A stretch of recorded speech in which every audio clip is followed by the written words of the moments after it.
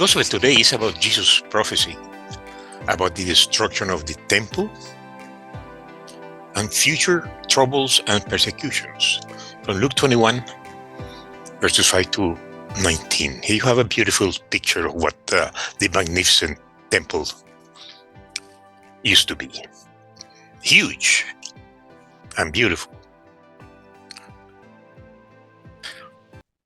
Some of the disciples were talking about the temple, how beautiful it looked, with fine stones and the gift offered to God.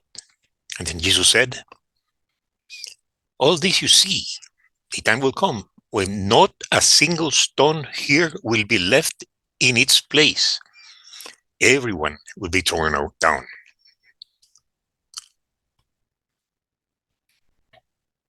Teacher, they ask, when will this be? And what will happen in order to show that the time has come for it to take place? Jesus said, watch out, don't be fooled. Many men claiming to speak for me will come and say, I am he, and the time has come, but don't follow them. Don't be afraid when you hear of wars and revolutions. Such things must happen first, but they do not mean that the end is near. He went on to say, countries will fight each other, kingdoms will attack one another. There will be terrible earthquakes, famines, and plagues everywhere. There will be strange and terrifying things coming from the sky. Before all these things take place, however, you will be arrested and persecuted. You will be handed over to be tried in synagogues and be put in prisons. You will be brought before kings and rulers for my sake. This will be your chance to tell the good news,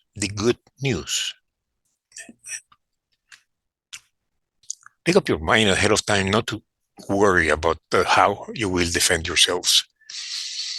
Because I will give you such words and wisdom that none of your enemies will be able to refute or contradict what you say. You will be handed over by your parents, your brothers, your relatives, and your friends, and some of you will be put to death. Everyone will hate you because of me, but not a single hair from your heads will be lost. Stand firm, and you will save yourselves. Next verses in this chapter 20, verses number 20 to 28 are not part of the gospel today, but you may find interesting and considering to read about when Jesus speaks of the destruction of Jerusalem and the coming of the Son of Man. The destruction of Jerusalem foretold. Luke 21, verses 20 to 86. Earth and heaven shall pass away, but my words shall not pass away.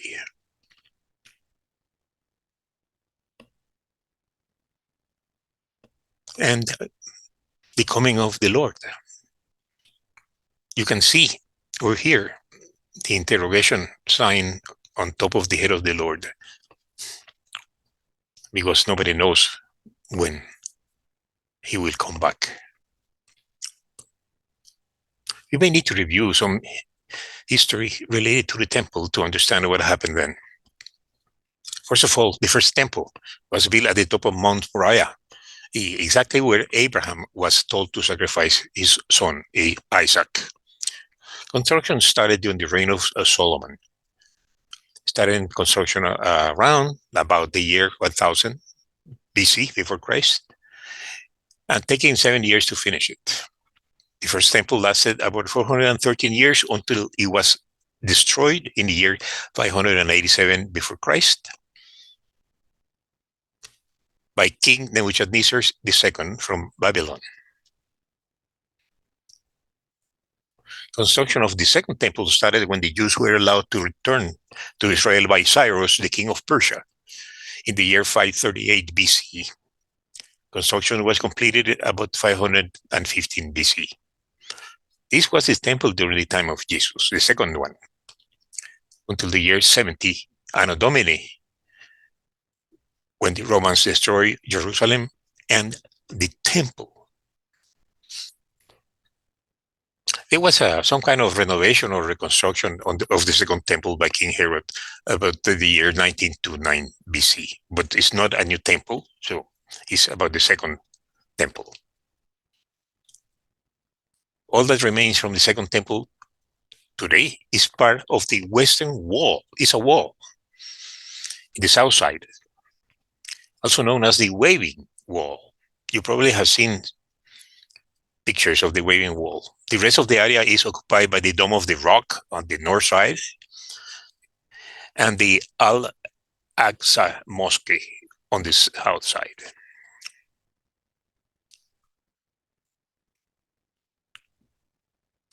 This is like a military map of the war from the first Yucatecan revolt from 66 to 73. You can see the Roman movements, the military, the legions of the Romans, and conquering all the area. And here is an actual picture of the Western Wall or the Wailing Wall, with Jewish from all over the world come to pay their homage. And here is another picture. At the bottom, you can see the people, the wall, that all that remains from the old temple. Nothing from the temple remains, absolutely nothing. This is just a wall that surrounded it. And you can see the great Muslim mosque. It's a beautiful place, but it's not the temple. So what is this gospel about?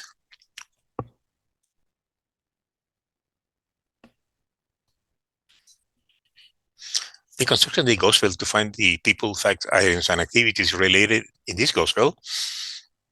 From this gospel, we learn that Jesus was not anti-temple. Many people have, through the ages, think that Jesus was anti-temple. He was not. He shared with the apostles the prophecy that the temple will be destroyed. The apostle wanted to know two things. When will this be? And what will happen in order to show that the time has come for it to take place? Check the questions. Is when and what will happen before? When this will take place and what will happen before? But Jesus responded instead with a warning. Watch out. Don't be fooled. Many men claiming to speak for me will come and say, I am he, and the time has come. But don't follow them. He also told them not to be afraid. When you hear of wars and revolutions, such things must happen first, but they don't mean that the end is near.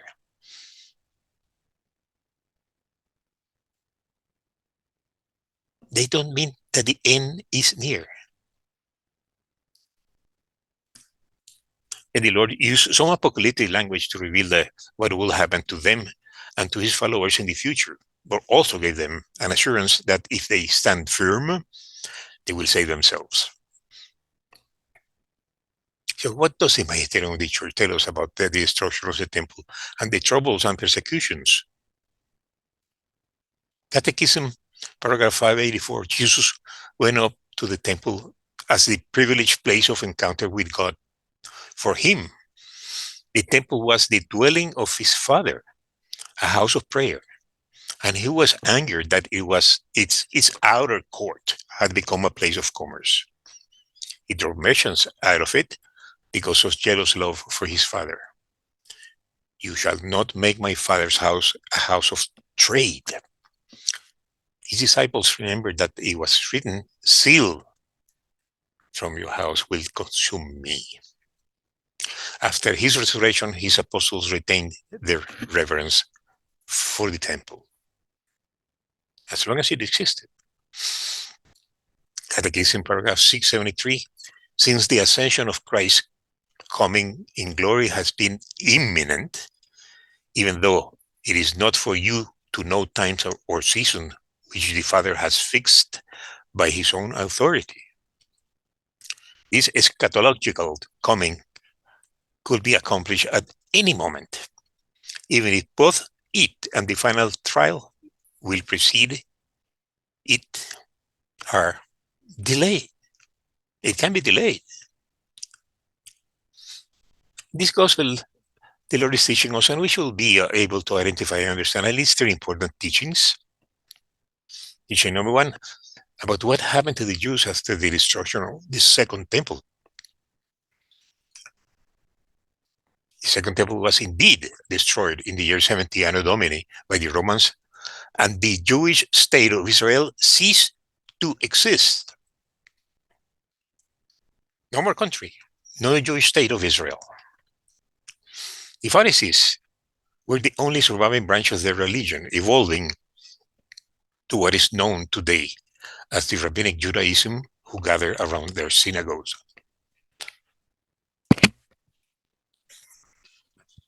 The Sadducees and the Essenes rapidly disappeared.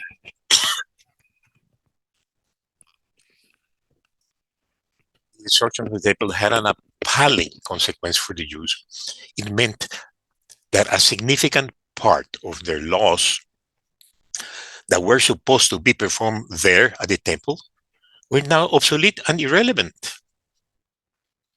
It was indeed the end of Judaism as an organized religion. Furthermore, most of the city of Jerusalem was also destroyed. Thousands of Jews were killed, and thousands were taken captives and sent to Rome to serve as slaves. The surviving Jews emigrated to other countries, starting to what is known as the diaspora. In May 14, 1948, that was yesterday, Israel was declared an independent state and appointed David Ben-Gurion as their prime minister. In 1947, the United Nations approved a plan to partition Palestine into a Jewish and an Arab state. You can see the picture here of the Palestine partition plan. Of course, it was rejected by the Arabs, but this is the plan that was eventually put in place, and still today an area of conflict and many wars, by the way. And here is an actual picture of the first immigrants coming from Europe to the new nation of Israel.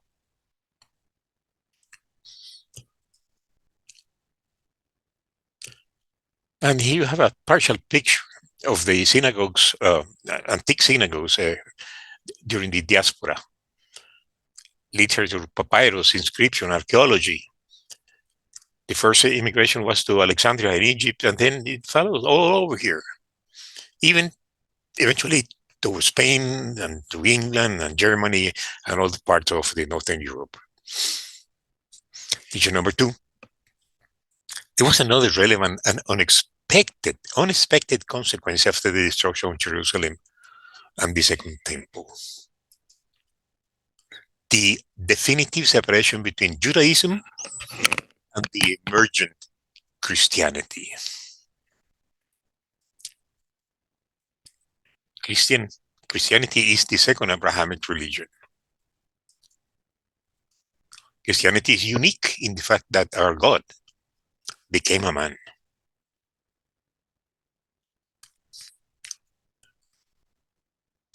Teaching number three, the two questions that the apostle asked Jesus were related to the temple, not to the end of the world. But Jesus responded instead with a warning. Watch out. Don't be fooled. Many men who claim to speak for me will come and say, I am he. And the time has come. But don't follow them. He was warning them about false prophets were going to show. Then Jesus made a clear reference to the end of the world. He wasn't asked about the end of the world, but he made a clear reference. He told them, do not be afraid when you hear of wars and revolutions. Such things must happen first, but they do not mean that the end is near. Not the end of the temple, the end of the world. They do not mean that the end is near. Jesus revealed that his followers will be brought before kings and rulers for his sake. They will be arrested, persecuted, and handed over to be tried in synagogues and put in prison, but also gave them the assurance that if they stand firm, they will save themselves. Here you have a primitive painting about the early persecution of Christians in the early stages of Christianity.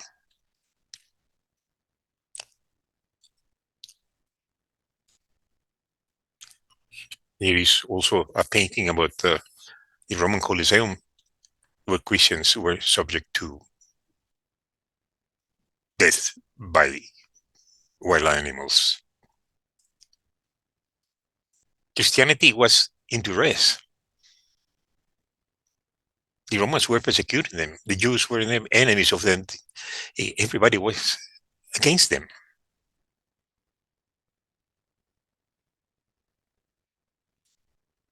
Even today, Christianity has been under persecution in some areas of the world. But some key concept that you may find useful to remember. Nobody knows when the end of the world will take place. Only the Father. The duty of Christians is to be ready always, because it can happen anytime, whenever the Father decides. Many false prophets have claimed that the time has come. But we were told by Jesus to watch out and don't be fooled, and to not follow them.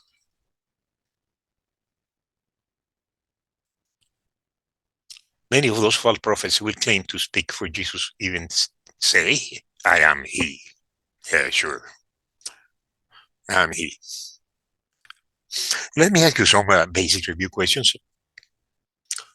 What followed after the destruction of the Second Temple? How is this important for Christianity? What is this gospel really about?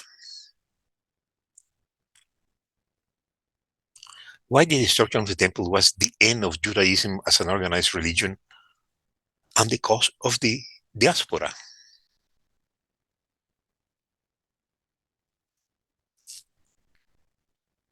References were taken from the Good News Translation GNT and to the Catechism of the Catholic Church. All those documents are copyrighted and the rights reserved by their owners. This is Alejandro Burgos from El Paso, Texas, and I see you next Sunday.